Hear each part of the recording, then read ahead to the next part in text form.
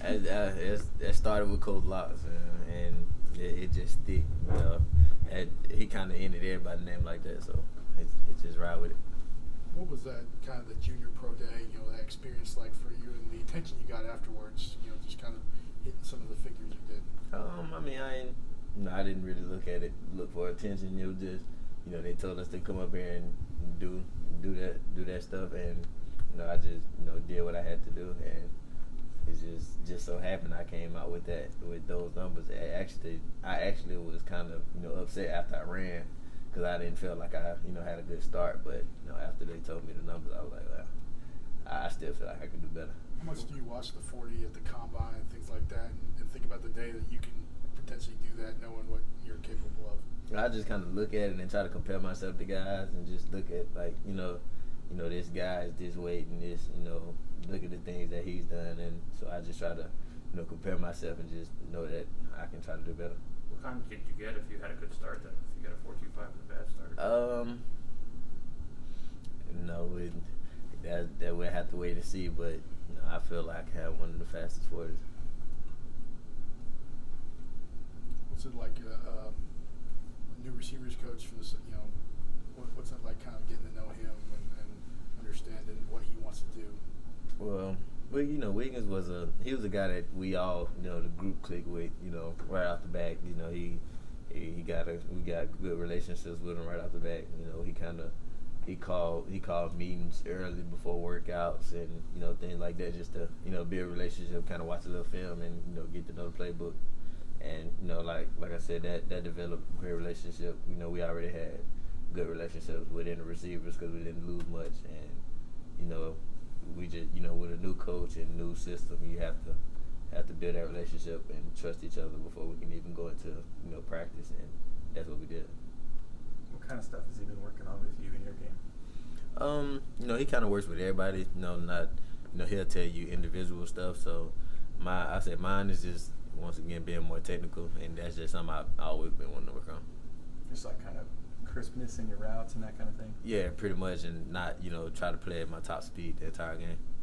You say not play at your top speed. Is it hard to try to harness that sometimes and not try to run 4.25 every time you're I feel like that could be one of my best, assets as a player, as a receiver, is my quickness and, my long field speed.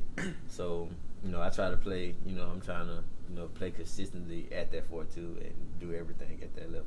How much of an asset is Tyrell Shavers to this team, kind of built in a different model than the rest of the receivers with a taller guy? Well, you got to have a big guy, that you can find, down in the red zone, or somebody that can do the dirty work with for the group. And I mean, that's what Tyrell is, and I'm pretty sure he'll show that. What's that like in the group now? I mean, this is the third year with and really second year with Jalen. So what's that chemistry like this time of year? Like I said, as a group, we're brothers. I mean, if we ever need one another, we'll call each other, and we always there together. If one person wants to go work out and he calls somebody, we'll end up with everybody just about. So that's just how we are, and we get along really well. And I say that's what makes us better, because we critique each other, and one guy can't get complacent about things that he does well.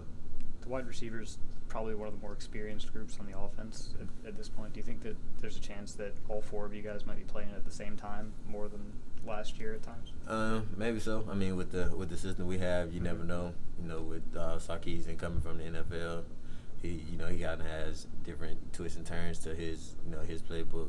But I mean, whenever the season comes, we'll game plan accordingly, and whatever we need to do, we'll do it.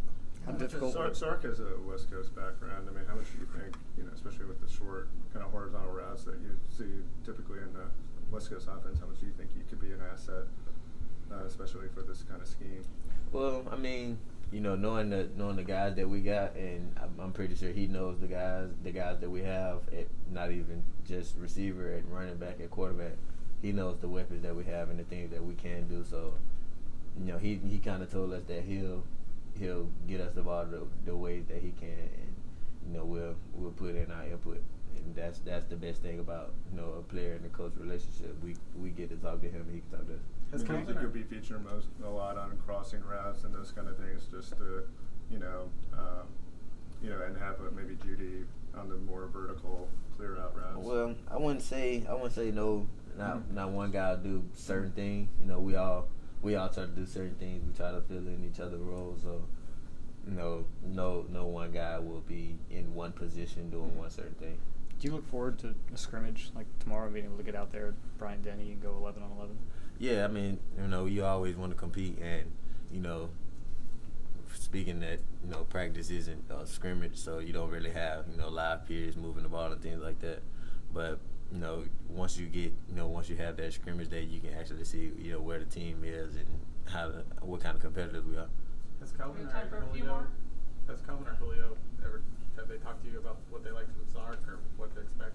I mean, they tell us a little, a little couple things that they have experienced, but those guys are just like big brothers to us, and we can talk to them whenever we need them, and they always give us tips about just being a player in general.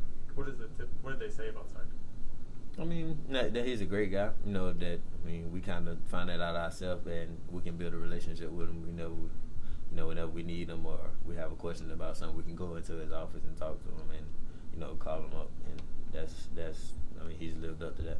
Talk about Coach Wiggins and kind of getting to know him. What's that process been like with all the new coaches? Really, kind of, do you feel like they've gotten to know you on a more personal level too? And what's that connection? Yeah, like I said, Wiggins he kind of called receiver meetings, at different times of the day, just to have us come up and just do little things that have just have breakfast or have lunch or something, so we can get kind of talk it out and do different things. So I kind of say that helped our relationship, and with all the coaches, that's all it is, just talking to them and getting to know them, popping in and out of the offices.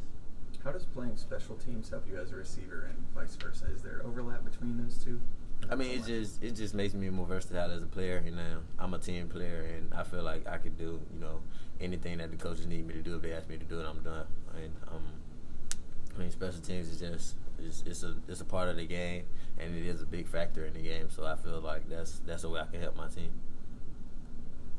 With the quarterback back and all the wide receivers back, do you feel like more just improving maybe things that were done last year, or is this with a new offensive coordinator, quarterbacks coach, is there some stuff being put in for next year? I mean, it's some stuff being put in, of course, because you have a new system, but I mean, you always want to build on last season. So I mean, we did good things, and we just want to build on it. That's all we have time for. Thank you.